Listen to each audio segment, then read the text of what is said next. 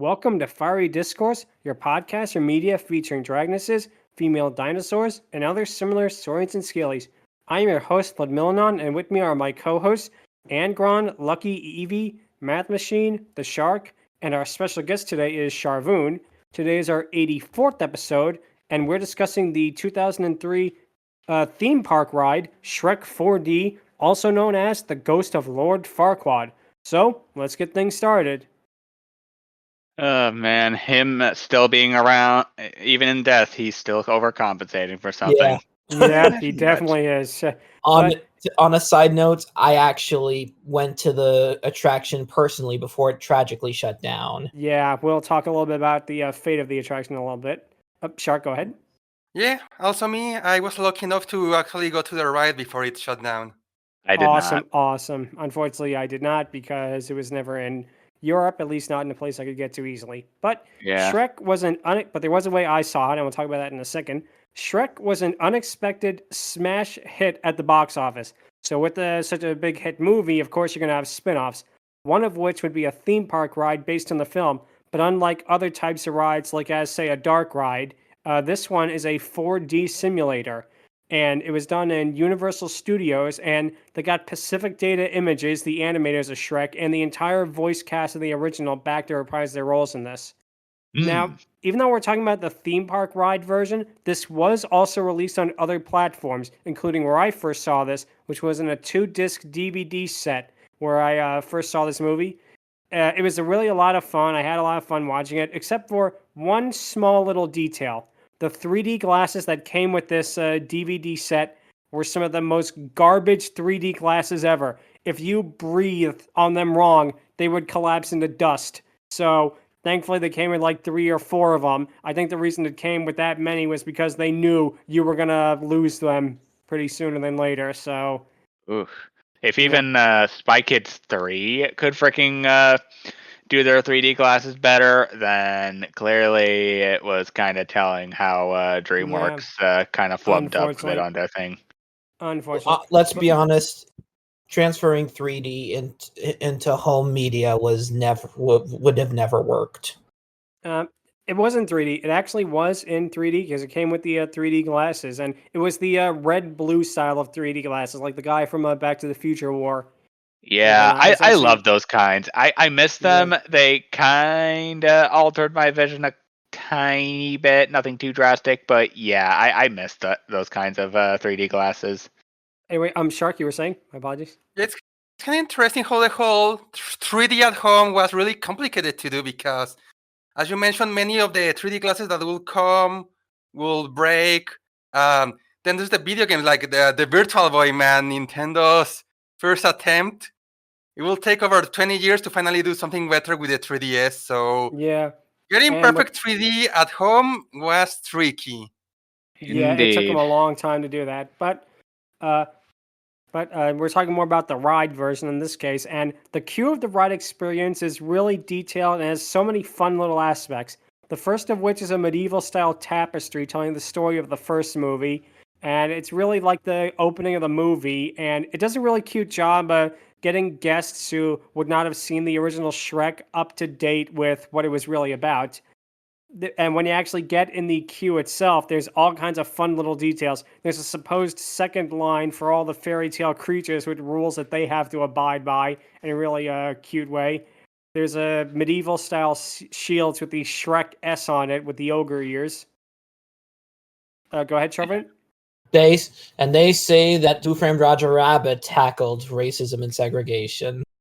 Indeed. Nice.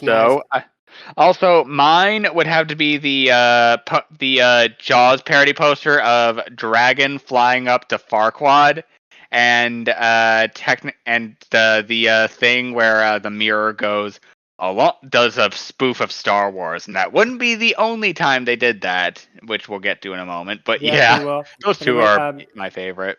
Yeah, Shark, you were saying too? Yeah, about that is.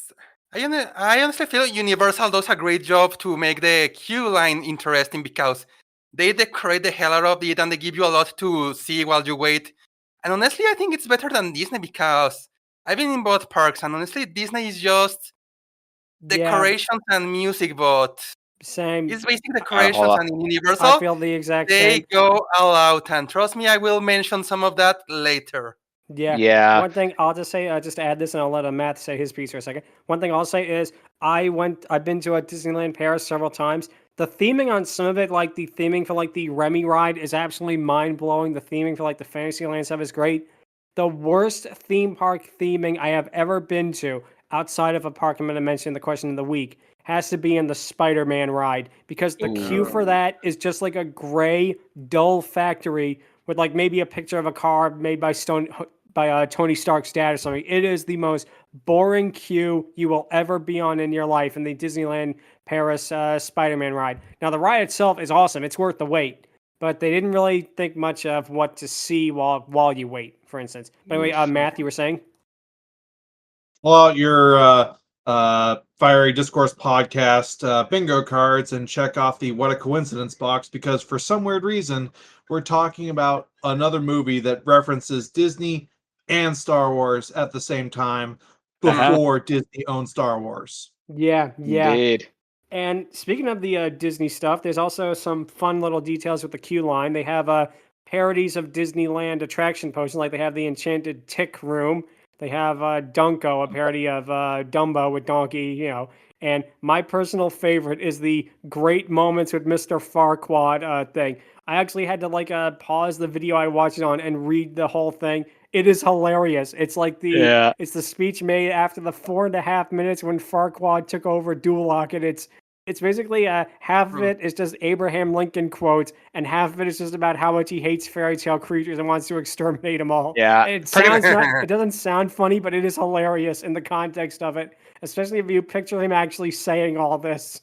Yeah, it's also funny because most of those are legit presidential quotes that absolutely were spoken. He probably just took them all and were like snipped them up with scissors and just pasted them together. Also, one thing I forgot to mention, Thelonius, the henchman of Farquaad, as the Terminator was honestly kind of funny. And Sharvoun? Oh yes, go ahead. Honestly, I wouldn't put it past Farquaad to do all of this. His ego is like so big; it's probably like the only thing big about him. Yeah. Yeah, overcompensating for something. Just gonna say it. If you remember, in the first movie, Farquaad was supposed to be a parody of who was in charge of Disney at the time, and his kingdom was basically Disneyland. So yeah. It makes a lot of sense that they would do that, definitely. But one of the posters I also have to point out is interesting. It's called Don Quixote, donkey and then Jote.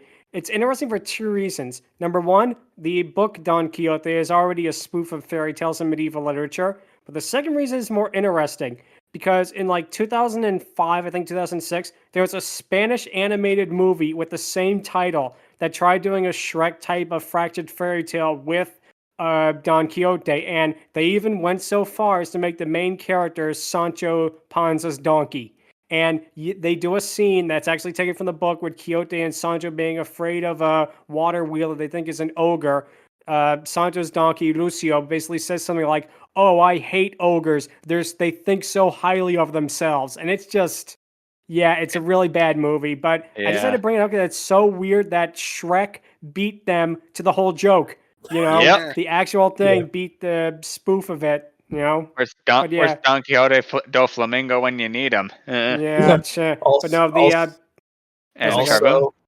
I love the liar poster with Pinocchio. Like that is hilarious. That got a good laugh out of me. That got a pretty good The laugh. whole film would have fallen apart if he was the star.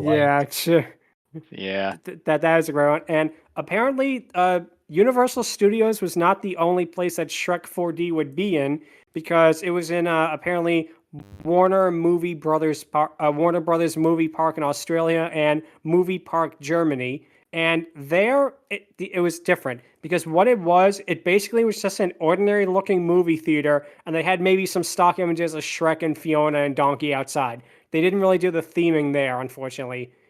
So it's kind of a shame, but that does happen on occasion. But what does happen is now we're going to get to the pre-show area, which really, again, is a lot of details, because it looks like a torture chamber, complete with, in a really funny moment, they parody Universal's Fast Pass system with like Torture Express or something. And it's really funny. It's one of those jokes that you really have to take the time to look at because it's some pretty good gags.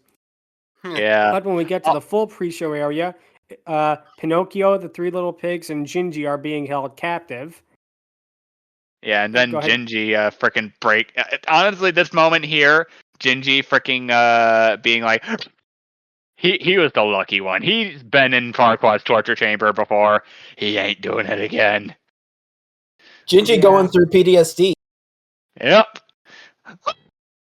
So, nice. Anywho.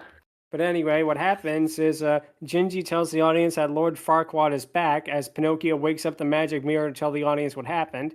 As we mentioned earlier, the magic mirror introduces himself with "Who disturbs my slumber?" which is, if it's an Aladdin reference, that's a clever one. That is a clever one if they actually did that based on the Cave of Wonders.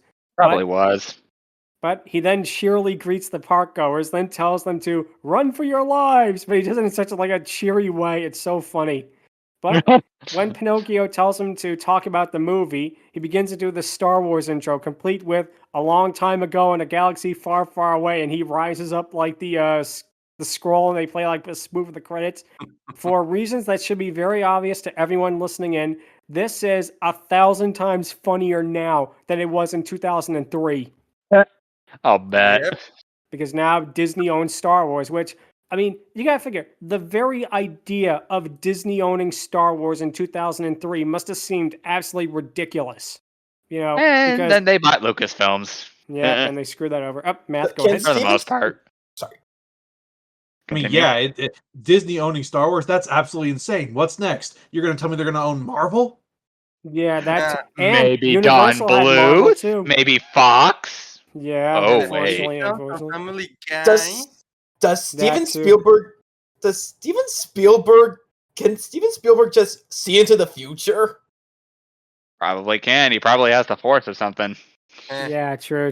But Magic Mirror then shows a clip show of scenes from the original Shrek while basically explaining the story. And again, this is kind of what theme park rides do. If people haven't seen the movies, they try to give like backstory to what they're about to witness. Because if someone who had never seen Shrek had gone to this ride completely without any context, and they didn't do this, they would probably be so confused. So it is good that they had to do that.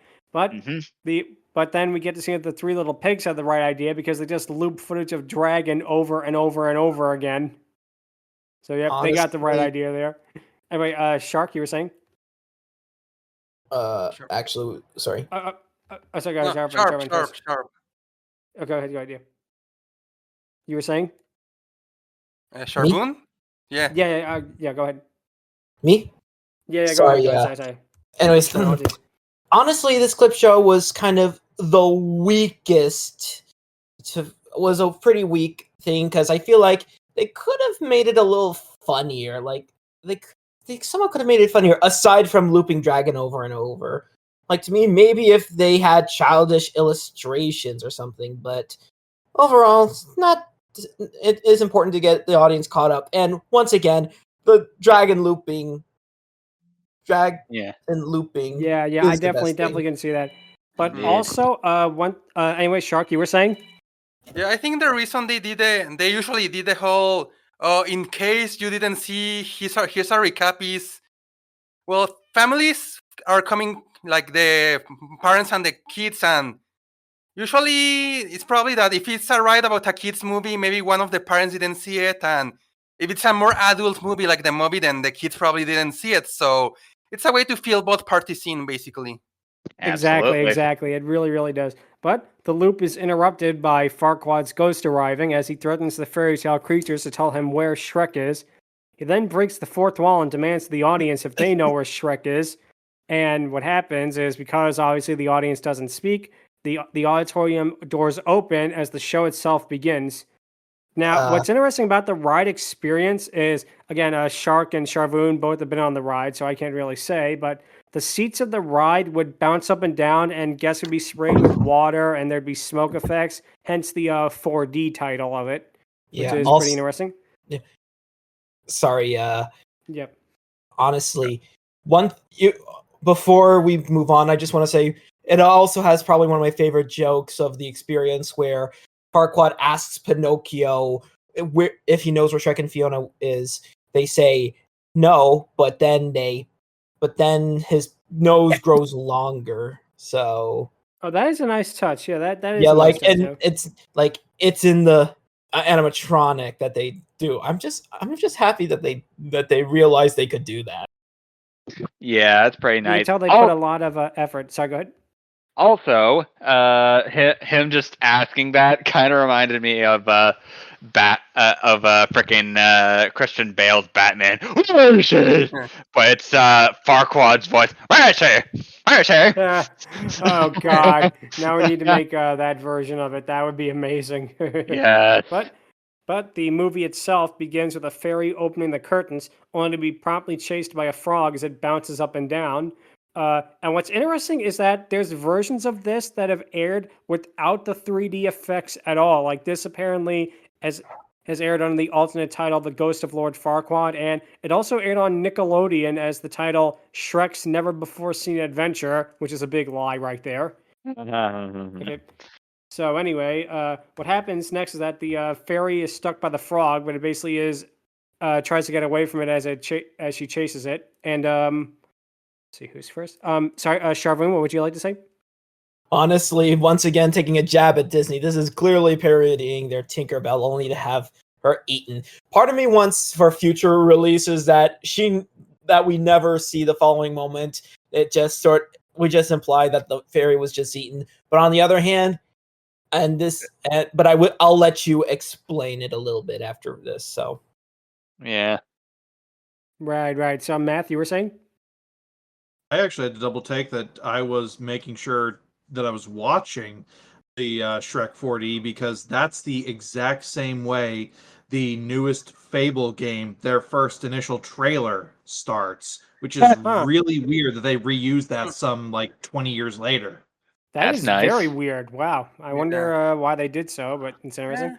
They had animation, so they reused it. True. But yeah, I do like how this gag with the fairy ends with the frog spitting her into the map, and the place she lands is basically behind like a school cave, and you basically get to see Tinkerbell with a skull for a face, which, of course, another job from DreamWorks towards Disney.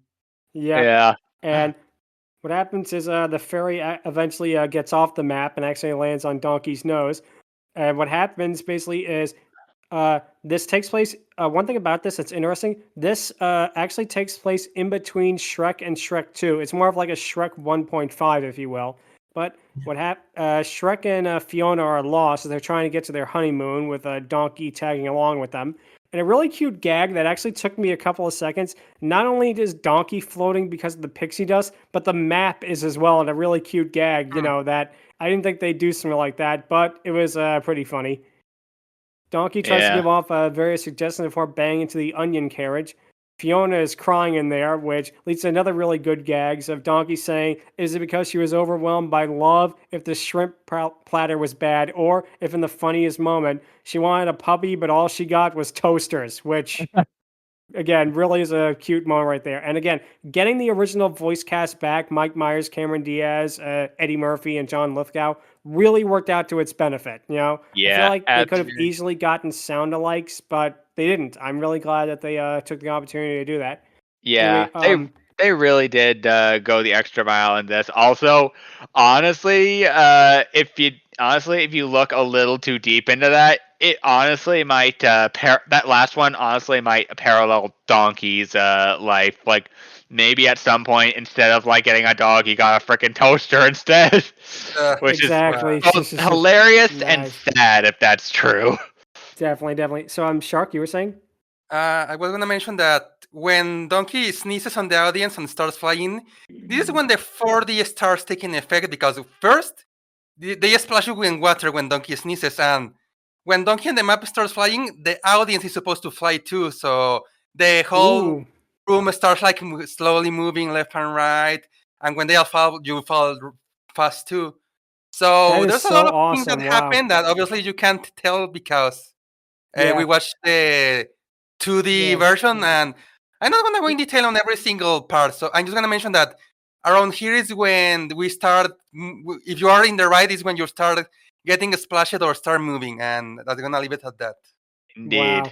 That sounds really awesome that they actually went so far as to do that too. I think that really added to its popularity, which we'll get to in a little while. But Matt, you were saying? And since this is a 3D special, hope you like overly detailed hands pointing at you all the time. Yeah, we're gonna get to some of those in a little bit. But what happens is Fiona reveals why she's crying is because, of course, she's in a giant onion as Donkey turns on the AC by lowering the blossoms. Shrek says that he found as a shortcut, which turns out to be a dark and foreboding forest. And just as Matt said a couple of seconds ago, what happens is sorry, go ahead, Sharvoun. My apologies. Well, first of all, I as a person who experienced the ride, this was a lot of fun, and it was a lot of fun and it was really immersive. And second, this leads to a moment that freaked me out when I went there. Here's the big thing: I have arachnophobia. Ooh, the Oh. spider moment. Ooh. Yeah. And again, this moment, like Matt said, this is when it feels so weird watching it in 2D because obviously in 3D the spider goes in front of you and then the whole bunch of spiders drop down. It's like a moment. But when you're Yeah. watching it in 2D, it just feels so awkward. It's kind of like the movie House of Wax, which I actually have on a DVD in a 2D version. There's a whole part with the famous carnival barker doing a whole bit with the paddle bar, which was done to show the entire section of what 3D is like. But when you're watching it on 2D, it's like it just randomly cuts to this guy for no reason and nothing to do with the story at all. It just feels so weird. And you kind of get that vibe with this too, in a way. Indeed. Also, another thing to note about the onion. Yep. Frick, I had something. I was going to say something. Oh, right. Yeah, honestly, though, as awkward as most of the supposed 3D moments are, at least it wasn't the smell-o-vision back in the day. It would have made this ride a whole lot worse if it No, did. thank goodness they didn't go that route. We will find out why in a little bit. Go ahead, Yep. Shark. Yeah, Professor Fanscore hasn't been born yet, so we are safe. Thank goodness. Thank goodness. Yeah. Yeah. And we didn't even get the thing longer in this too. What a Aw. shame. Oh boy. But what happens? Donkey is afraid to go in, but Shrek tries telling him that there's something to be afraid of. When all of a sudden Thelonius, who is the executioner henchman in the first Shrek, appears and prepares to kidnap Fiona. In a really funny moment, that's a great callback to the first movie. She does the Matrix freeze frame moment, like what she did against Robin Hood. But in this version, Thelonius just literally picks her up out of midair, ties her up, and rides off with her. And a really, really hilarious twist moment that really is a good one. Okay. Yeah. Also, one of the downsides of doing a Matrix reference that sometimes most people don't follow the freaking prompt and just end up being like, "Screw you, bitch! I'll just tie you up and be all like that." Yeah. Nice, or they're nice. immune to the ever iconic Wachowski slow mo. True. Or more yeah. possible, So, Sharvoun, you were saying? yeah, or more possible, Thelonious is the one. Oh, Yeah. wow. Oh, that would Right. already make it better than the fourth Matrix movie. I'd rather see a movie starring Thelonious as the one than the fourth Yeah. Matrix. That'd be Matrix awesome. rebooted. Wow. But anyway, what happens is, again, another moment that feels weird is Shrek pointing into the audience. It feels so weird without the 3D aspect. It reminds me of that one Simpsons moment from Who Shot Mr. Burns with Dr. Hibbert. I couldn't figure out who did it. Can you? And then it cuts to like, Chief Wiggum, I'm standing right here. It really does feel like that kind of a moment, you know? Nice. Honestly, with the kind of film that Shrek is, it would have been funnier if he was like, to the cottage! And then it just randomly cuts to showing that his finger is that close to Donkey's face. Like, why are you pointing at me like that? That would have been a Wait, good joke. That actually would have been really funny. You want to be on my face? I'm surprised they didn't do Keep your anything hand like on my that. face. Yeah. That would have been funny. That would have been really funny. I'm actually surprised they didn't do that.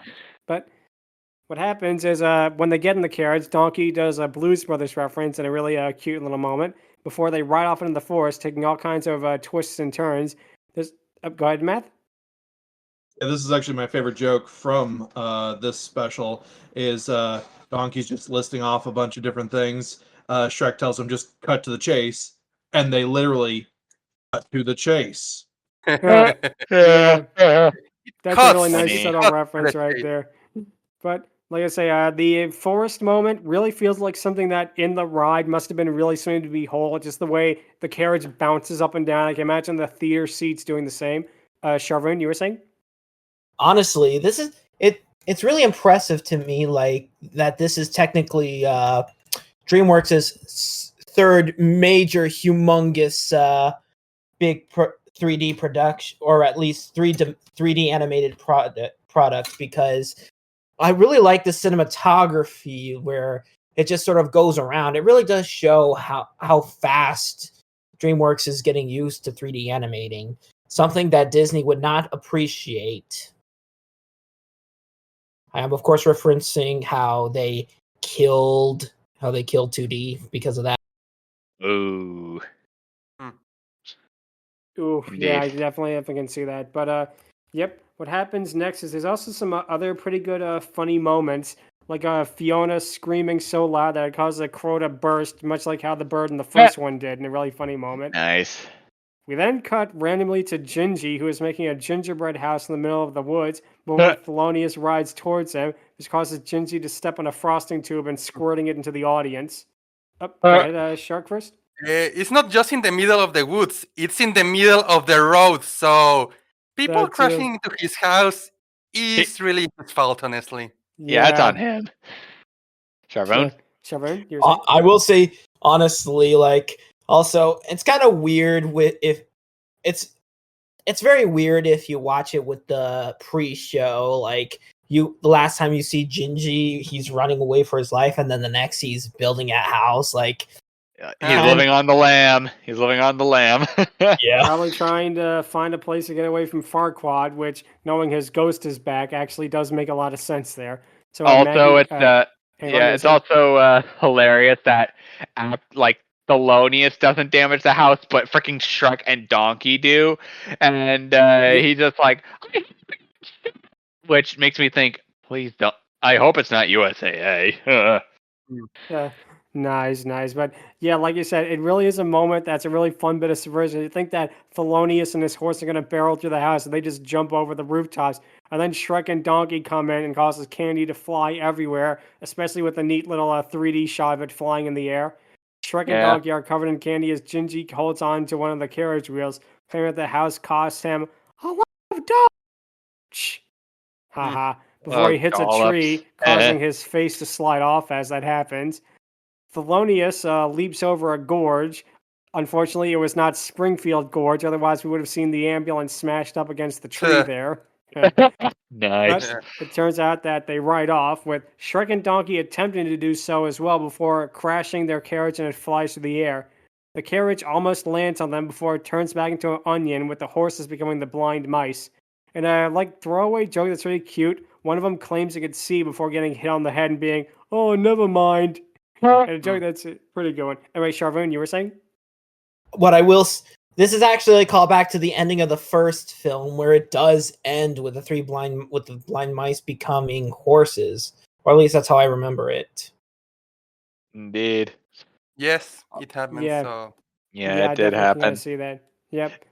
It's also funny that freaking like it's another subversion where you think it's gonna crush them, but nope, it turns back to the things. Also, the Exactly. freaking mice being able to see before it becomes blind again. That was kind of funny. Yep, and a really good moment. But when they get into the cemetery, Donkey is terrified before trying to convince himself otherwise. A ghostly hand appears and grabs on his tail, which I will say this is a better 2003 movie with Eddie Murphy and ghosts than the Haunted Mansion movie. I will say that much. It's also a better Scooby Doo moment than the freaking Scooby Doo movie we got. Live-action I movies. like it. I like those movies. I grew up with them, but and even though the second one traumatized me, I will say this: yeah, they could have aged a little better. Yep. But anyway, you were saying? So they did a better horror movie than The Haunted Mansion, huh? So DreamWorks made a better horror movie with Eddie Murphy than Disney. Yes, they did. They definitely did. Yeah. So Sharvoun, yeah, you want to say? Someone call the fire department because our czar just burned the haunted mansion down. Dark burned it down, but yeah, a shame Dragon wasn't there to help fuel the flames. Yep. But basically, we'll get to talk about her in a tiny bit. In one of the probably lamer jokes of the thing, Donkey tells Shrek that he feels dead people, which, okay, even by 2003 standards, that joke was dated. Like, everyone had made so many Sixth Sense related jokes by then. It had just gotten completely stale by then. It's like, oh, what's next? You're going to do a who let the dogs out joke next? No one's done that before. But But from there, Matthew, you were going to say? What you're saying is the joke about seeing dead people was dead. Yeah, exactly. Yeah, it would have. But also, in this particular graveyard, when they enter, we get freaking a few nods. Like one such moment being a Humpty Dumpty grave, which, if anyone's seen Puss in Boots, that's certainly a dark sense of humor. Also, next to him is Squidward's sense of self-worth. Yeah, his hopes and dreams. But and Smithy Weather Jensen.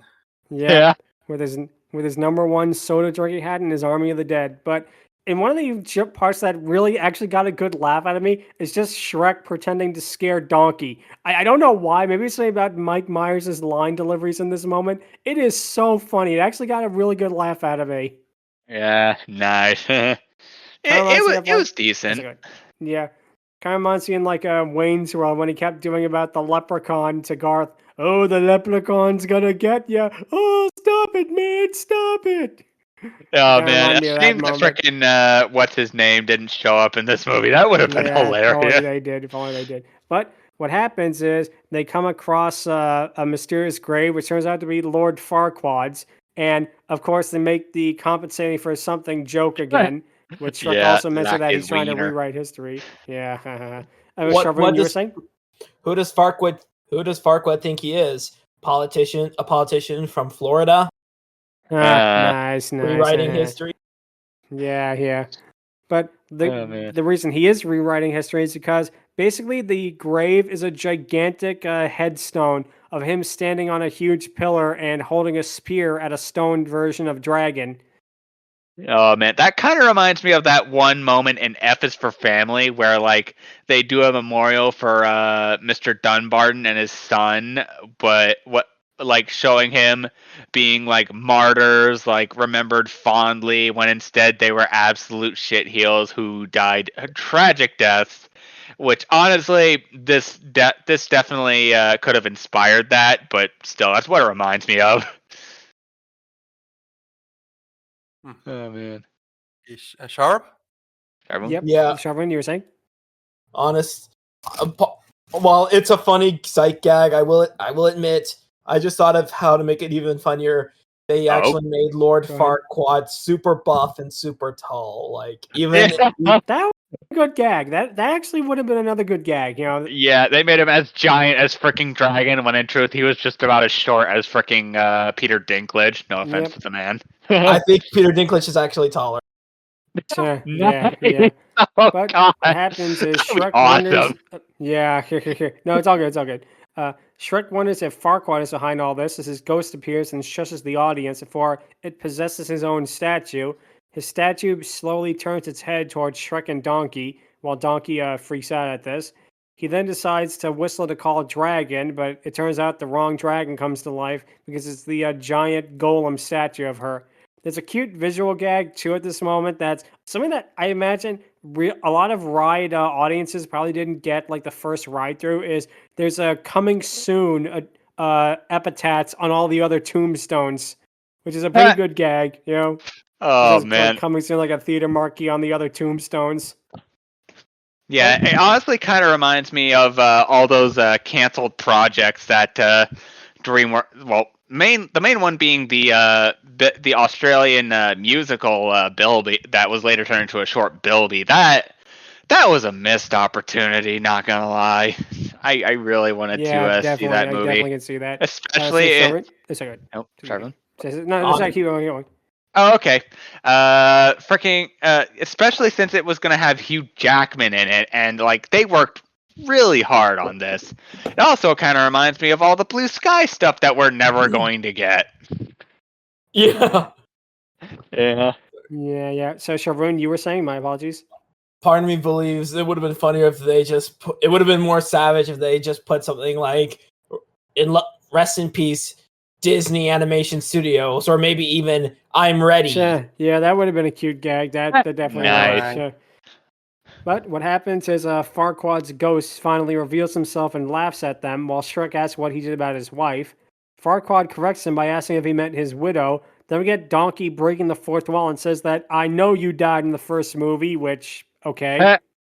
He did. So, That's yeah, fair. yeah, we definitely saw that. But it turns out that Farquaad gets enraged at this and he basically sicks the golem dragon on them before disappearing, with the two of them running away. In a cute gag, Donkey keeps trying to get the right whistle while Shrek tries basically to just shut up and keep running. And it's here that's interesting because the golem dragon is basically just a version of a dragon but stone. And we will talk a little bit. Evil. Yeah, evil, as XR would put it. See our previous 2 episodes for that. Yeah. Shark, you were saying? Yeah, I wonder if Luigi made her. Oh, good. It's a stone, Luigi. You didn't make it. It's a dragon. I chiseled it. Oh my gosh, that would be awesome. They had to do that. Also, it's kind of funny that Farquaad would make a twisted version of the thing that pretty much offed him in the first place. That is ironic in many ways. Yep, Right. that is a very interesting concept there. But also, what happens is the two of them are seemingly picked up by something, as it appears that the golem dragon has kidnapped them, but it turns out to be the actual dragon. Yep. And a really cool effect, the golem dragon roars right in the camera. And one thing to point out here is Dragon and the golem dragon both share the same voice actor as they did in the original Shrek, Frank Welker. But Nice. What's interesting is they actually took the time to give the golem dragon a different voice compared to the original. They actually gave a little more electronic distortion on the voice of the golem dragon with its roars and snorts and that, to actually make it different. And that they didn't have to do that. That's the thing that's fascinating. They did not have to do that for a theme park ride, but they did. Yeah. Sharvoun? Okay, go ahead, Sharp. Go ahead, yeah. So we have a stone dragon flying around. Would she get a DIY for flying under the influence? Nice. Also, firstly, it's on that topic. It's almost like it's not a real dragon and it was a construct of Farquaad or something. Yeah.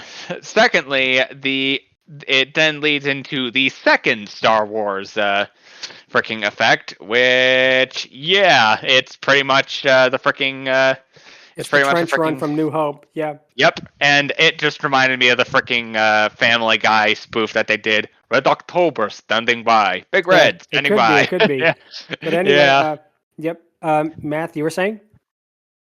My favorite, they didn't have to make this minor difference, but it's really nice touch that they did with the two dragons, is that Dragon herself breathes regular fire, whereas the stone dragon shoots out molten fireballs.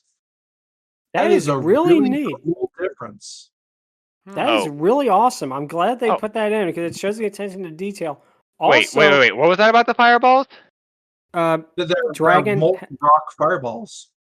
Oh yeah, that's right. That's impressive. Exactly. That's true. That really is cool. And also, getting back to the Star Wars reference, it could also be another spoof because right at that time at Walt Disney World nearby, there was the attraction Star Tours, which ends with you going in and doing the trench run sequence from A New Hope. So maybe it was also a reference to the Disney owning Star Tours at the time. And this is before Disney owned Star Wars. They had to work with Lucasfilm directly to make that ride. There's a little bit of That's fun fact right interesting. then. Nice. Yep. In another cute moment, what happens is Dragon shoots a fireball at an opening, and she folds her wings to get through. The Golem Dragon is unable to do so, and it shreds its wings off before falling into the water below. And it's one thing that I want to point out about this, and I'll probably point out again when we do the Dragoness Scale, but proportion to the runtime of the film, which is about 11 minutes, this probably has the highest percentage of dragon being in the film compared to the length of it. Yep. Dang. If you're an evil dragon voiced by Frank Wells, you're fated to fall to your doom and smash. Oh True, man, true. they basically Yeah. got Gruntilda. That is pretty Yeah. hilarious. Yeah, Also, yeah. And also, also- like Ludmilla as well. Yeah. Go ahead, sorry. Nice. Also, the freaking dragon, honestly, it's kind of funny seeing how the stone dragon Farquaad made is both somewhat superior and yet ultimately inferior to the OG dragon. Like, hands down, it couldn't fold in its freaking stone wings. It just grinds through. It's like, whoop, and yeah. Yeah, Man, exactly. it definitely deserved to get freaking Gruntilda. Yep, and she falls in the water much like the classic cartoon gag. We then Yep. cut to a riverside as we get a really cool tracking shot of Farquaad's ghost flying over to Fiona, which, again, probably in the 3D and especially the 4D version, had to look really, really cool. But Sharvoun, you were saying? As Disney should learn, nobody beats the original. Yep. Indeed. Yep. But basically, we get Farquaad's plan here, which is he's planning to have her go over a waterfall. And he says with her dead, he can be king of the underworld. So I think I know Imhotep is not going to be too pleased about that. And he's in the attraction right next door, the mummy roller coaster. So you're going to have him to deal with. But basically, what happens is Thelonius, Farquaad basically tells Thelonius to basically untie the raft and have Fiona go over the falls. And a really cute moment, he apologizes to her, but because he is a complete idiot, he is still on the raft when he unties it as he starts sailing towards the abyss in a really fun moment. And again, this is a character who, he was kind of a minor character in the first Shrek. He has that one really hilarious gag when Farquaad's trying to pick a princess. Number 3, pick number 3, my lord. And he's holding like the number 1 up. But here he gets a lot to do, and he is hilarious. It's like, honestly, they should have brought him back a little bit for the sequels, you know? I don't see why they Indeed. couldn't have.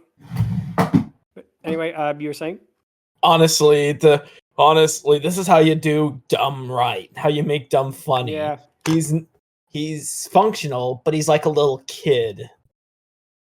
He's really almost, you could actually make the, sorry. You can actually make the statement that he's basically the DreamWorks version of Kronk. Nice. Kind of. Very well. Yeah, you can actually kind of make that comparison. But what happens is Fiona breaks free of her bonds and she begins punching Thelonius with his reactions of, I deserve that. I'll deserve that too, being really, really funny. But nothing seems to stop him. Yeah. I was like, oh man, that moment kind of reminded me of Deadpool, where like his girlfriend is like, I deserve that and that. Oh no, maybe not the nethers. Nice. So, Shark, you were saying? Thelonius is basically the original Minion way before the Minions. Dumb, loyal, and yet well-meaning. So That is also true. That's another good thing to point out. And Sharvoun? It actually reminds me of one of the handful of jokes from Scooby-Doo 2 that made me laugh. That's a guilty pleasure movie of mine, but it's when Shaggy's like, calm down, Scooby! I needed that. I needed that too. You're pushing your luck, Scoob. Yeah, I know. That's a good one. Again, Matthew Lillard did such a great job. He became the voice of Shaggy for a reason, you know? Yeah. Oh man. He is so great. But nothing seems to stop seems to stop Thelonius before Fiona hits him in the crotch of one of the logs on the raft, which causes him to fall off and land in the water. Another kind of edgy moment there. And another nice moment, Fiona actually shows concern for Thelonius as Farquaad tells her to ignore him. Sharvoun? Indeed. I was gonna bring that up. Like, it's nice how even though she was beating him up, she's like, "Sorry." It's all right. I deserved that. Yeah, absolutely classic right there. But what happens is Fiona then takes the grappling hook and throws it onto a rock as Farquaad says that she'll be his forever. Farquaad then tries to kiss her before she goes over the falls, only for Shrek, Donkey, and Dragon to arrive. Sharvoun? Honestly, Farquaad's a little different as he only kind of wanted in the original film, he only wanted Fiona because if he didn't marry, he wouldn't have never become king. And now he's simping over her, even though she's in her ogre form, and he was repulsed by it. Also, yeah. The graphic guy's a was ghost, in 3 dimensions. Yep. Yeah. You gotta figure, guy's a ghost. His thought-making process probably isn't the best at this point. Yeah, I mean, his brain's probably like decomposing in the ground. In his brain already decomposed in Dragon's stomach. Also, he probably had the thought process of, "Hey, if I kill Fiona, she'll be human again." Genius. Except she probably doesn't want to remain human. She's probably okay with being an ogre because she's got frickin' Shrek. Yeah, your thought process is both kinda on track, but ultimately flawed, buddy. Like, come on. Yeah, I don't like how after they all fall, the one who saves them unexpectedly is Thelonius of all characters. Like, that's kind of the moment he has the change of heart of the minion or whatever. Exactly. And again, it's kind of surprising then because of this that they didn't include him in like the second or third movies or anything else. I believe this is the final time he appears in any kind of Shrek media, which is kind of a shame because if this is any indication, you really could have done a lot with this character. He really could have been like DreamWorks' answer to Kronk in a lot of ways. But Indeed. what happens is the branch Thelonius is holding on to breaks and they all fall seemingly to their deaths. And in a really hilarious blink and you miss it moment that's so funny is Shrek and Fiona are basically declaring their love for each other. Donkey is panicking. And if you look in the background, Thelonius is flapping his arms like a bird. It's one of those moments that like you have to like rewind and check it out because it is so funny. It's one of those like moments that is so well animated too. Oh man, it reminds me of that one moment in freaking Bone Tall Tales where like Big Johnson Bone's like, "Quick, earth shakes! Quick, flap your arms!" And the turtle next to him is like, "Will it help? Couldn't hurt." Like, oh man. Yeah. But what Probably happens is Shrek and Fiona declare their love for each other as they nearly hit the bottom before Dragon arrives to save them all. And probably one of the most badass moments she ever did in the whole franchise, let's be real. Farquaad is awaiting for Fiona at the top of the waterfall as she appears. She's seemingly a ghost before Dragon shows up. And Sharvoun? Let's take that P now from what Angron said. If that were the case, a funny gag would have been before she shows up. She's like, "I'm here," and then Farquaad be like, "Ah, my sweet," and then she reveals herself, and he's like, "Oh God, you're still an ogre! Oh, somebody put me out of my misery!" And then Dragon shows up, and he's like, "I didn't mean it." Oh yeah. Nice. I definitely can kind of see that. Yep. But what happens is Farquaad panics and tries to fly away as Dragon shoots flame at him, which, okay, Farquaad's defeat is kind of weird because the flame hits his ghost, which explodes into several tiny versions of his head screaming as they all fade from existence. So, number one, apparently you can kill ghosts in this universe. And number two, apparently Dragon's fire is so intense that it could also kill ghosts. Okay, Shark, you were saying? Yeah, that was clearly another bit of 3D. Yeah. Like, that's the one moment I could say is actually kind of weird. I feel like there was probably a better way to do it than just have him, like, explode like that. But, oh well, it's all right. Sharvoun, you were saying? when I saw that image, I was like, so there's 2 stone dragons in this. Nice. Awesome. Yeah. Also, it's kind of funny. The weird plot moment aside, it's honestly kind of funny seeing his heads get poofed out. It's also trippy, but it's mainly funny because, like, even in death, he's somewhat of an he's somewhat compensating for something. Like, honestly, that reminded me of like a freaking pinata or one of those like bursting images of him just like popping out, and it's just like his big overinflated head. Nice. You know what it Shark? just reminded me of? That Dexter episode, which was written by a kid. The one where Mandark's head grows and grows. Oh wow! Oh yeah. god! Yeah, at the end, Dexter there is a episode. hole and a bunch of Mandark's heads falling God. to the earth. Yeah, it looks like that. The Farquaad heads God. look like that. Oh god! Now I'm Nice. imagining Dexter going to a Shrek. You are stupid.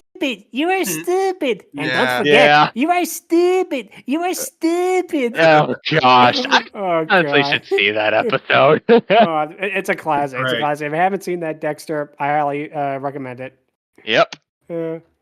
But in another nice little moment, Dragon breathes smoke in the camera, and I imagine that smoke filled the auditorium in the 4D version. Yep. Also, Shrek and Fiona exit off of Dragon's Tail, which, yeah, I'm guessing later they are no doubt Donkey and Dragon are going to be getting more of that.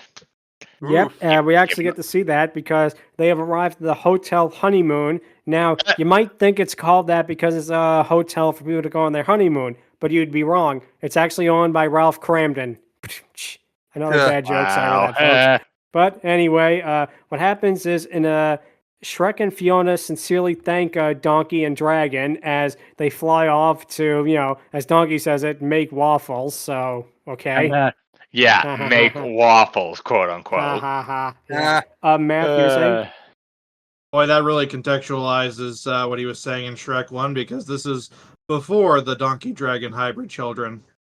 Yeah, it is. This predates that. So, yes, yeah, indeedy. this is Shrek 1.5. So, yep, that explains a lot.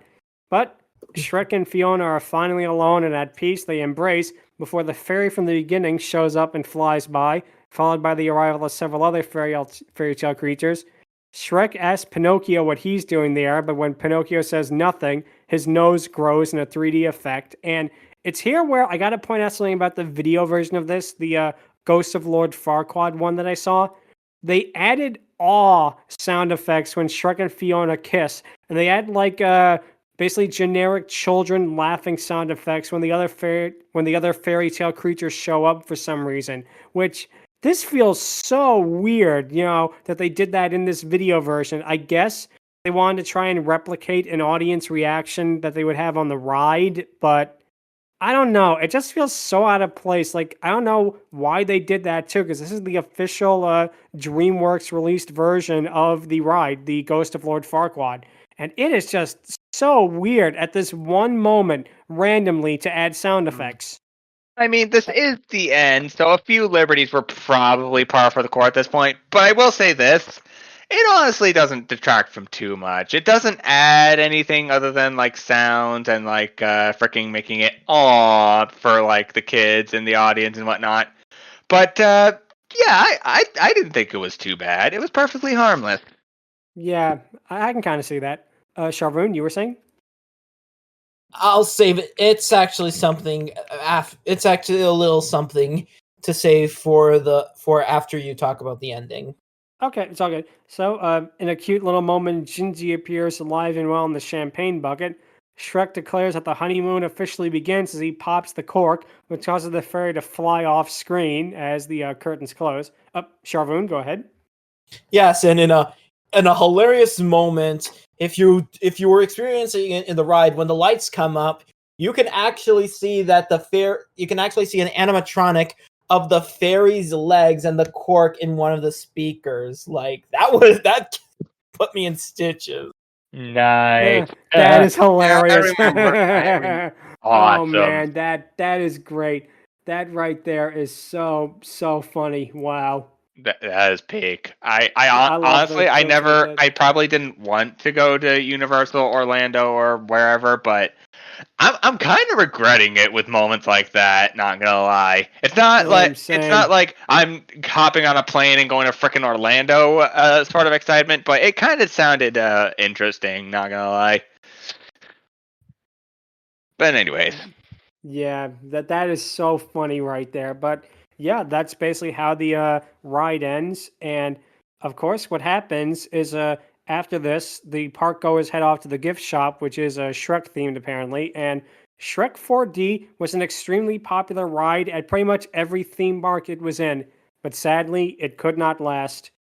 In yeah, Universal Studios Hollywood, it was replaced by a Kung Fu Panda 4D movie. In Universal Orlando, it is now part of a Minion themes area of a Villain Con. Sadly, Dragoness Bell Bottoms does not show up there. Therefore, it that's is an inferior ride to Shrek 4D because it that's has a no Dragonesses. that's a missed opportunity. That Yep. oof. No Dragon Bell Bottom. Shame, shame. And in Movie Park Germany, it was apparently replaced by an Ice Age 4D ride. I could not find out what replaced it in Warner Brothers Movie World Australia, but it is still operational in 2 theme parks in both Singapore and in Japan. So if you want to go see the full Shrek 4D experience, I guess you got to go to Asia. But Yeah. regardless of all that, it's still a really fun 4D ride, and it is a really nice spin-off to Shrek. It's one that, again, it really gets the tone of the movie. This could have easily been a cash grab. They easily could have done like, oh, I'm Shrek, I'm going to take you through the forest. Whoa, it's a scary forest. But they didn't. They actually followed up on the story of the movie in a really satisfying way, and I'm glad they did. So, Angron, you were saying? Yeah, if you're definitely honestly, if you really want to go out your way and like learn Japanese and or Singapore or whatever, then yeah, you do you and do that. I'm probably not, but yeah. Well, they speak English in Singapore, so that Yeah. definitely is also goodness. helpful. Yep. And Shark, you were saying? Also, Universal Florida is building the whole Epic Universe thing, and they're gonna have a Shrek section in the new park. So who knows? Maybe there's a chance they will bring this back for that area. That would be awesome Nice. if they did. Maybe they'll even go so far as to maybe redo some of the animation. We'll have to see. But for a 2003 theme park ride, I just want to say one more piece, and then we'll get to the question. This looks really good. The animation on it, again, because they got the original guys that animated the movie, it looks fantastic. You know? Yeah, it looks like an actual Shrek ride, which I'm all for and definitely want to see more of people do if it doesn't come at a very steep cost. But in any case, we now get to the question of the week, which is, what is your favorite? What are some of your favorite theme park or fair ride memories or whatnot? Ludmilla? Yep, I'll go first. And well, I've been to Disneyland Paris several times, and that's always awesome. You know, they have great theming, they have really great rides. They're putting in a whole Frozen section and Lion King section, and both of them look awesome. They're doing another park in apparently the 2030s that also look cool. But I'm not here to talk about that because I want to talk something a little more regional to my area. I'm not going to go too in depth in it, but I will talk a little bit about this. It's a local theme park called Terra Mythica, which literally means mythical land, basically. The story behind this theme park is absolutely insane. It started life in 2001 and was actually funded by Paramount of all companies. They actually had the copyright of it for about a year before they sold it off to a more local company. But it's here where you think that the theme park would fall into disarray, but no. It got even better. Terra Mythica it's still open, but get to that in a minute. It's divided in like 6 areas, all with different themes. They have Egypt, they have Rome, they have ancient Greece, they have Iberia. They had a section about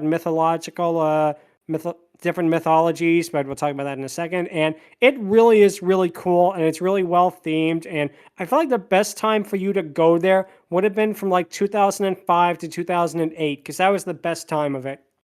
Then they really started to go downhill. What happened is, number one, they made the whole Iberia section pay to enter, which is absolutely ridiculous on the face of it, like walling off a section of your park that people already pay tickets for. They closed the entire Greek mythology section of the park, which means the absolutely awesome Jason and the Argonauts rubber raft ride is gone, and that was a really cool one. And what happened is probably the biggest and most disappointing change is they had this giant wooden roller coaster literally built in the side of the mountain called Colossus. What happened is because of aging track design and some other reasons, they closed it in 2016. They have not torn it down since then, because if they tore it down, they would damage the mountain. So now you have this giant wooden roller coaster sitting on the side of a mountain that they can't do the rides of it, and they can't tear it down. It literally is just sitting there and falling apart. Terra Mythica is still open today, but really the only people that go there are tourists who come in for the summer, or like local schools taking the school kids there. It really has fallen so much from what it was, because it was so cool. They had like a 4D attraction there that was like a Roman chariot race that was awesome. They had a ride that was kind of like the Buzz Lightyear ride in Disney Paris, where you fought against like the Minotaur and other Greek mythological creatures. And it was a really cool theme park, and it really sucks how much it fell because, again, it was a lot of fun back in like 2005 to 2008. It really was a sight to behold back then. They had like a Egyptian sarcophagus log flume ride, and yeah, it was a really, really great place. And the other thing that's interesting about it is who sponsored it. It was actually sponsored for a little bit after Paramount left by Nintendo. Ooh. Yeah, they had like in the Roman section, they had this like Roman temple thing with, in a pretty funny moment, they had this statue of Pikachu outside and a Electrokid and a giant Pokeball. And inside they had like an entire section which like GameCube games and advertising the new Nintendo DS, which is really cool to see back then, to have it like a demos of them all around. And yeah, that was really cool of them to do something like that. And again, this was a really neat local theme park, and excuse me, it's a shame that it fell into disarray like that, because it really was an awesome place. And I'll always have the good memories of it, though. I'm really glad that I got to experience it at its peak. And again, they have Disneyland Paris, which is also really an awesome place, and I like going there and that. But there's something about having one in your backyard that really is special. And it's kind of a shame, again, that it kind of fell into disarray. But that's going to be my favorite theme park memories, Terra Mythica 2005 to 2008. So, Angron, what would yours be? That one is a little complicated, but thankfully I can narrow it down to two, possibly one answers. That depends. So back in the day, me, my dad, my stepmom, and my sister would go to this one place up in San Antonio that absolutely was easily the best highlight of my freaking time in my youth. SeaWorld. I did a lot of stuff before the drastic changes that ultimately had to happen, unfortunately. I got to feed the dolphins. I got to see the orca shows several times, in fact. At one point, I even got to go backstage and meet some of the animals, like the seals, the belugas. I even got to wear a wetsuit and go in the freaking cold water. It was awesome. Definitely cold, but damn, was it worth it being with a freaking beluga. It was awesome. Good times. I saw a lot of good shows. I saw freaking... I went to the penguin exhibit. There was just so much in there. I even rode a few roller coasters. I even rode the Hammerhead, which, it was an experience. It was definitely a little daunting at first, but man, was it impressive. But, yeah. Also, another actually interesting thing about SeaWorld, there was this 1995 storybook that involves these mascots that were like an orca, a dolphin, a beluga, I think, and a seal, and a bunch of different characters that was at one Great Clips I went to. Couldn't find it since, but it looked amazing, and I loved the story. But anyways, Next one, which is probably going to be a little less impressive, but it's still one I feel is part of my childhood, and it's what we did when I wasn't with my dad or my stepmom. I was with my mom. Kima Boardwalk in Galveston. No, wait. Let me think here. Right. Moody Gardens. I completely forgot. The Moody Gardens, mainly the rainforest pyramid, because like I loved the aquarium pyramid, but it kind of felt like a second fiddle to the freaking to the freaking whatchamacallit, the rainforest one. Like the aquarium one felt like an aquarium more or less. There was some good stuff in it, and I absolutely enjoyed it. But the rainforest was just way better. It had so many different animals. It had so many cool things. It had a giant freaking snake. It had some really cool leaf-tailed geckos. It had some parrots. Yeah, there was a lot to love in that place. And yeah, I really enjoyed Moody Gardens when I went to it because overall it eventually led to the Kima Boardwalk, which the Kima Boardwalk, aka Bubba Gump, was where me and my family would mostly spend our time. We would eat at Rainforest Cafe. We would fricking see the fricking aquarium. You can tell that I kind of have a thing for aquariums. And we would also watch some of the boats and whatnot. It was a very interesting time. The last time I ever went to fricking Kima Boardwalk was I want to say my senior year or junior year of high school, and it was with a Boy Scout camping trip, and that was easily one of the best moments, even though it kind of came at a little bit of a cost. But anyways, those are going to be my memories. Who's next? Nice. Nice. So let's see. Math, what would you say is your favorite theme park related memories? I go to this place every year for my birthday, Medieval Times. Oh yes, I remember Medieval Times. Man, I got a sword from there that sadly fell into disrepair, but it was very great. Go ahead and tell us. I love that place. I go there every year for my birthday because I want to relive my childhood, and because I'm the old man here, it was back in the Middle Ages. Oh wow. Yep, back when all the dragons and minotaurs and shit were really in high swing. They were all wearing frickin' leggings, tank tops, frickin' yoga outfits. Yeah, it was definitely the medieval ages. Yeah. Well, a little bit of fun fact with that. Yeah, I don't mean to interject here, but I live near where the first Medieval Times was because the first Medieval Times was in Benidorm, Spain. Nice. Yeah, it's literally like a 10-minute drive in that. Now it's actually called, I think, Magic Robin Hood because I don't know if they really own the rights anymore, even though they were the original, and kind of a weird moment. But yeah, it was originally based on like the El Cid stories and things like that. Nice. Oh man, Yeah. the freaking Medieval Times I was at, we were walking into the like auditorium and whatnot. We walked past a legit falconer with an actual falcon. I thought that was like a statue or something, but no, the bird's head freaking moved, and I was like, holy shit. That was awesome. Yeah, that sounds so awesome. But yeah, Matt, you were saying?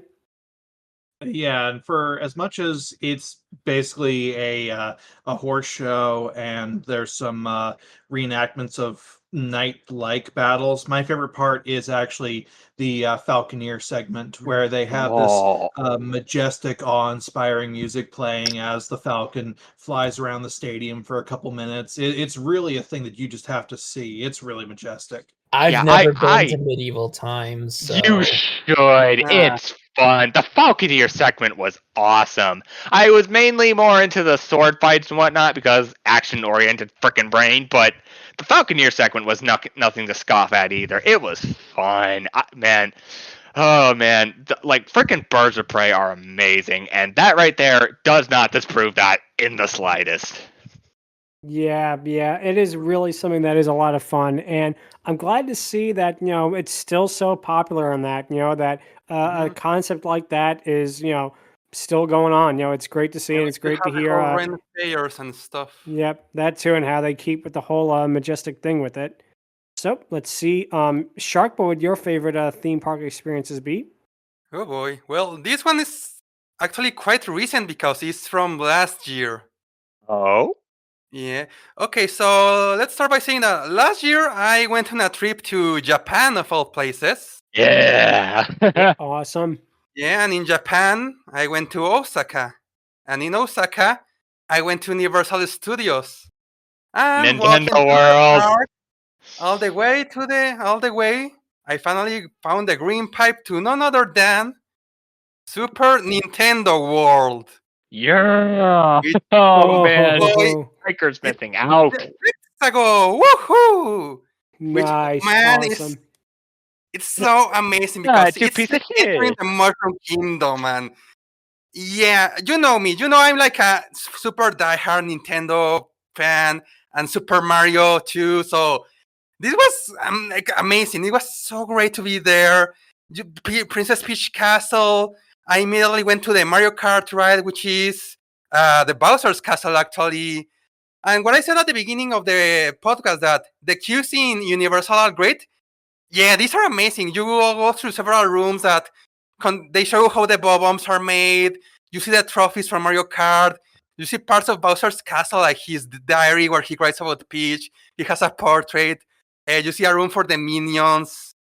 And yeah, the ride is amazing. It's AR. They put you these goggles and you ride and you can launch shells at. You basically help Mario and his friends win a race against Bowser and the Koopalings. Oh, and Wendy Koopa is on the right, so there we got a podcast episode for this. Nice. Yeah. Also But Pikmin. yeah, Let's not forget that. yeah. You know how Disney has hidden Mickey's? The Nintendo has his equivalent with the Pikmin, and yeah, like I said, I got lucky because I was able to ride the Bowser ride 2 times, which really fills up really fast. So yeah, I mean, I'm not gonna go into much detail on the ride, but I got the hand bait, so I could the hand thingy, so I was able to do the mini games around the castle that let you collect coins for the Bowser Jr. challenge, which is another fun game. It's a shadow game where Bowser Jr. throws bombs at you and you have to reflect them. I went to the Yoshi ride, which is a more calm one. It's mostly just to watch the park from above. You do get a little game where you have to find like Yoshi eggs around. And it's cool because you enter into a pipe and you get like this Super Mario Galaxy room. You see Kamek, you see the babies, you see Starship Mario from Galaxy 2. What else? Because it's a lot. I met Toad, I met Mario and Luigi. I went to the Toad Cafe, which the food, oh boy, the food was amazing. You had these like the dessert, it was these blocks with the star, the ones that look like the little labels. There's this mushroom like pizza.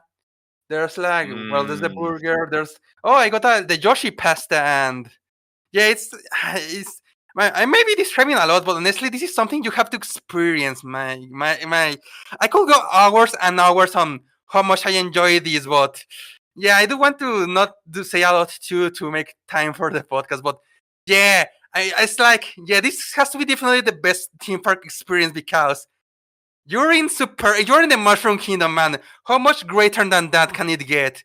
Nothing else to say, but here we go. Yeah, it is so awesome. I mean, God damn it! Now you're making me hungry, and I got It freaking is Peach, so- and I got freaking Rocky Rococos in the freaking fridge. nice. But yeah, no, man. Nintendo Land just looks so mind-blowingly amazing. I mean, I really feel like this is going to be the thing that's going to give Disney a run for their money. It really, really is because Absolutely. it is so mind-blowingly detailed, and the fact that they're doing a Donkey Kong area, a Zelda area, and knock on wood, hopefully a Pikmin area, which would be Yes, absolutely I was- adorable. Yeah, I forgot to comment on that, but I did see the entrance to the Donkey Kong area. Of course, it wasn't open yet. I think it's gonna open later this year, and we are indeed planning to return to Japan.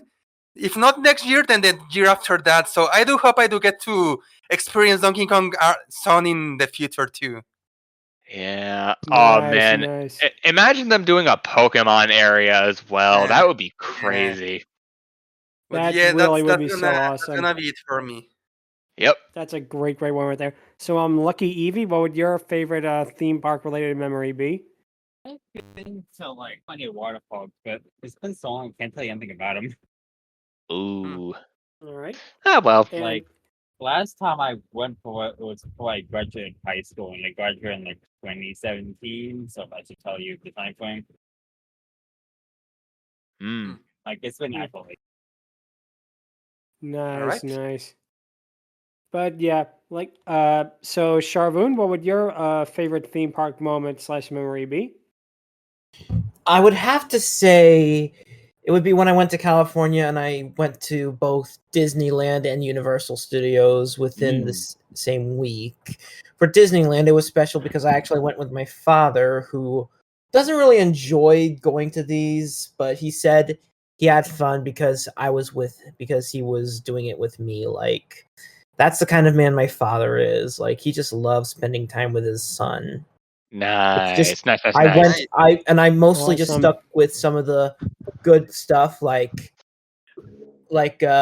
Space Mountain, It's a Small World, Pirates of the Caribbean, and one that I will say is probably one of the best queues, the Haunted Mansion. Like Nice. that was so Nice. atmospheric, so haunting. Like if you just experience it in person, it's a lot of fun. And of home course, to home to Animat's easily number one other Disney villain, Constance Hatchaway, his Yes. eternal nemesis. And of course, there's I also went to Universal Studios Hollywood, and it was this time I actually went on my own because my parents were busy or they were going somewhere else, but they decided to give me an all-day pass and drop me, I think either 16 or 17 years old, on my own, as long as I had my phone with me. Nice. I bought myself Bertie Bott's every flavored beans and a wand from the Wizarding World section. Nice. I didn't ride on any of the rides because the waiting time was too long for me, but I did go on the tour. I went on many rides, including the Shrek 4D, the Mummy ride, the Simpsons ride, and most relevant, the Jurassic Park ride before Universal was like, you know what? Forget the original. Who cares about the original? Let's just overhaul it with Jurassic World. Who cares about the original Academy What a Award-winning shame. Jurassic What a Park? shame. And let me just Yeah. say, I was soaking wet after that. Like, and that T-Rex drop. Like, if you experienced it in person, I hope someone who's listening, or maybe even Shark, did you ever go on the ride like before? Which one? The Jurassic Park ride. No. Funnily enough, no.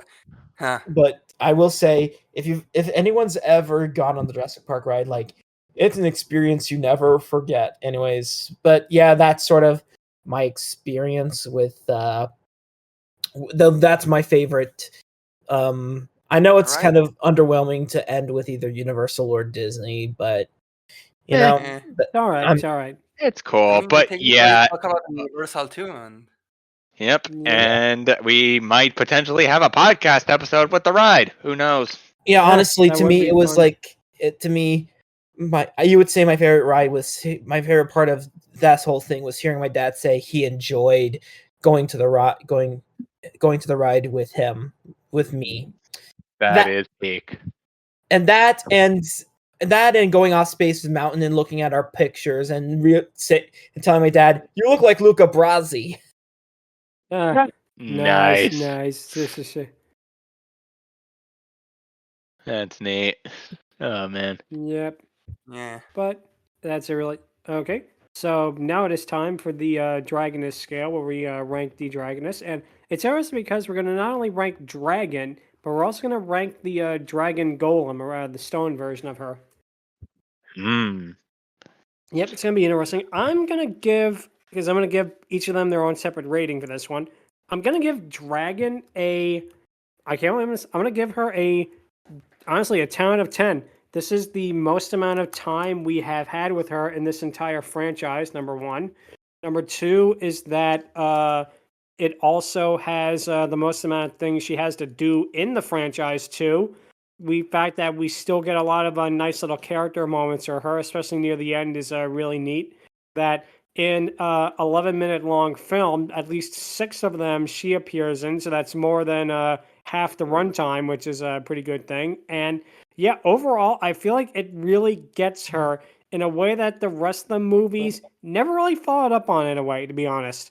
I feel like if if the rest of the movies gave her more screen time like this, I feel like they would have been a lot better off. I'm not saying that they didn't do a good job with it, like Shrek the Third and Shrek Forever After, but I really hope, like in Shrek 5 and the supposed Donkey spinoff, we get a lot more moments of her like this. And unfortunately, she was not really in Shrek 2, so that's not in the consideration. But yeah, she's getting a perfect score from me just because this is what I wanted to see from her in the other movies for the most part. Now, Stone Dragon, on the other hand, is going to be interesting because I'm actually going to give her a high score as well. I'm going to give her maybe an 8 out of 10 because, okay, the design is basically just dragon but gray, no points there. But I will say this, like Math said, I like that they different her with the fireballs being like flaming stones. That's a really nice touch. The fact that they actually took the time to different her voice from the original one is a pretty nice moment. And the fact that she actually shows like sentience in that, she's not just like a random puppet at that, because she does react to things around her.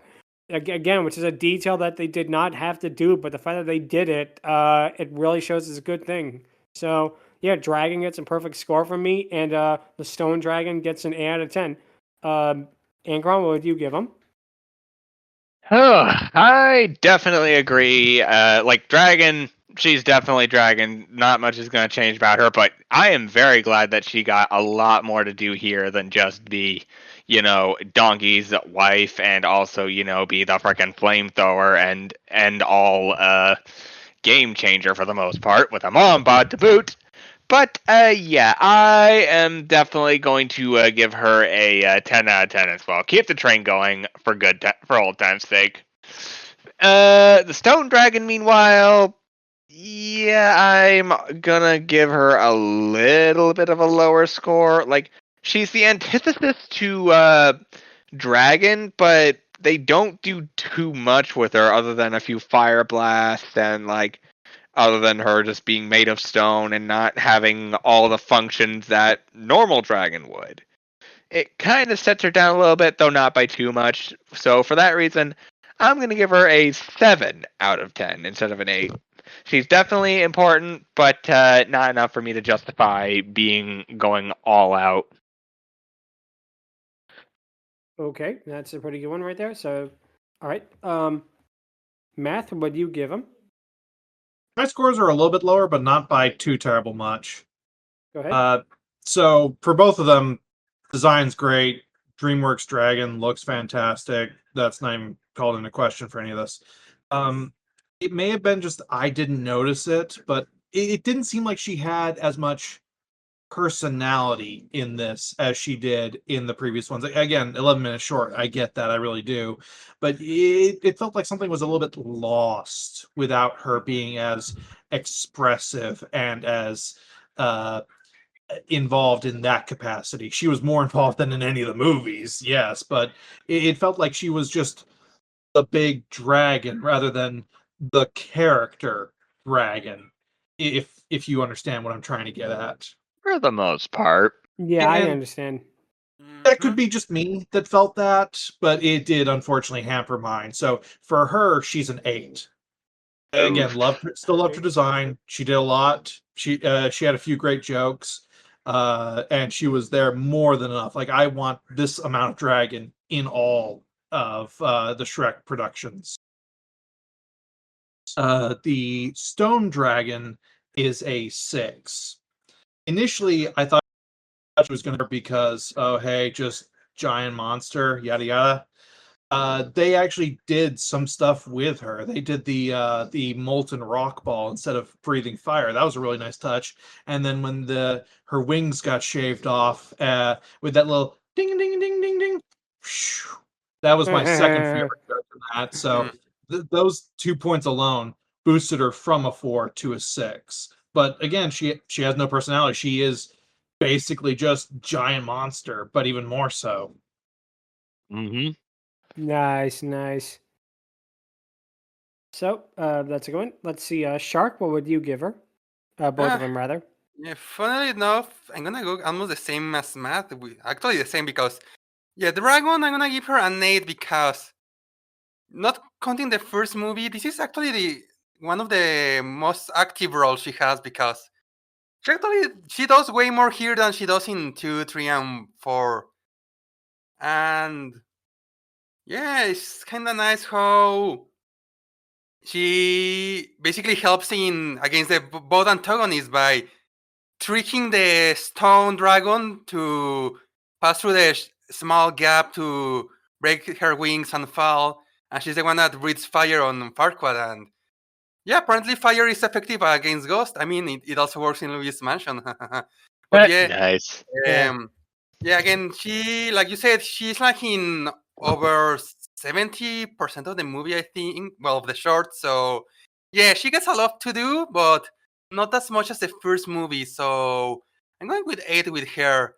And as the Stone Dragon, I also gonna go with 6, same as Matt, funnily enough. Um, because I do like her backstory of she's basically a statue of Farquaad didn't die pathetically. No, he fought to the bitter end, and he even so managed to use it his adventures too by coming to life. And yeah, there's this difference between her and the original. The fact that her defeat also comes to her being of stone is clever. But yeah, it's just a monster that chases them down, so not much personality, and we don't really see much of her after that. I mean, she's dead, so yeah, 6-2. All good. All good. So Eevee, what would you give him? I guess 10-5. Okay. Any particular reason or? That's like the It's all right. Okay. I'll tell you my mouth. Probably I'm talking about mouthful. I'm taking my hands off things right now.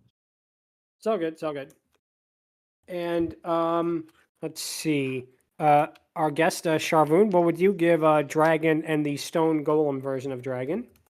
For Dragon, I will agree with Matt that she didn't really have much to do, but at the same time, well, at least she didn't have much character, but at the same time, she also had a lot to do. That would normally put her in a 7, maybe 8 for me, but I'm going to give her a 9 because it's going to be a holdover for a 10 rating I would give her for the first Shrek film. Like, she was a standout in that movie, and she was a lot of fun, and I kind of feel bad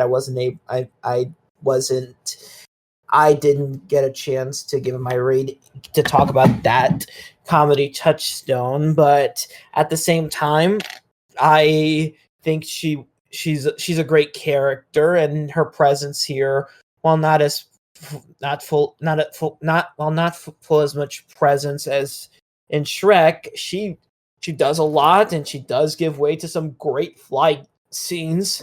So yeah, that's a 8 out of 10 for me. As Okay. for the Stone Golem one, I'm gonna have to give her a 6 too, because to me the biggest drawback for me, I will disagree with the arc. I do like how her backstory is that it is basically an ego trip. What I don't really enjoy is that it's basically just dragon just covered in stone. Like, come on, you could have made her look a lot scarier or a lot funnier or a lot more pathetic. Like maybe the dragon looks nowhere near as threatening. And also, I don't like how this dragon moves. Like, it's a stone dragon, yet it moves like regular dragon. Like, I know it's 2003, it's the early 2000s, so they probably were limited to their technology and their animation. But to me, her design was a little too run of the mill for me. Like, it was just dragon, which is a great design, but stoned. Make of that what you will. So I'm going to give her. I mean, the dragon does do a lot of great stuff, and and the flying scenes are incredible, but it doesn't really do much outside of just sort of shoot fireballs. It doesn't have much character. The design looks kind of boring, and fart jokes. You lose me with Yeah. fart jokes. Yep, yep. Oh, and before I end this episode, I nearly forgot. Thank goodness I remembered. even though Jordan could not make it this week, she managed to give the rank for the for Dragon and Stone Dragon, and she is giving them both a 7 out of 10. She did not say for what reason, but still, that is a good score, and it's good she was able to contribute in this way. Let me just type it in here. Okay. And that is going to be it for this week's episode. If you have any questions, or if you want to send us your idea for theme park rides with dragonesses in it, you can email us at FieryDiscourse@outlook.com. Visit us on Twitter at twitter.com/FieryDiscourse. Be sure to like and subscribe on the YouTube channel, and also subscribe to the playlist for more videos about it. Next week, we'll be going a little further in the past, more like way further in the past, because we'll be discussing the 1962 Flintstones episode, Dino Goes Hollyrock. It's going to be a lot of fun to talk about that show. Yep. It's going to be a lot of fun to talk about this show that I think holds up a lot better than a lot of other people say, but there's something to talk about more with it next week. But until then, thank you all so much for watching, and take care. Later. Bye. I'm going to Action Park. Yeah, nice. I'm going to Thank you so much for watching our podcast. Yep. Perfect way to end it. Thank you guys so much for watching, and see y'all next week. Bye-bye.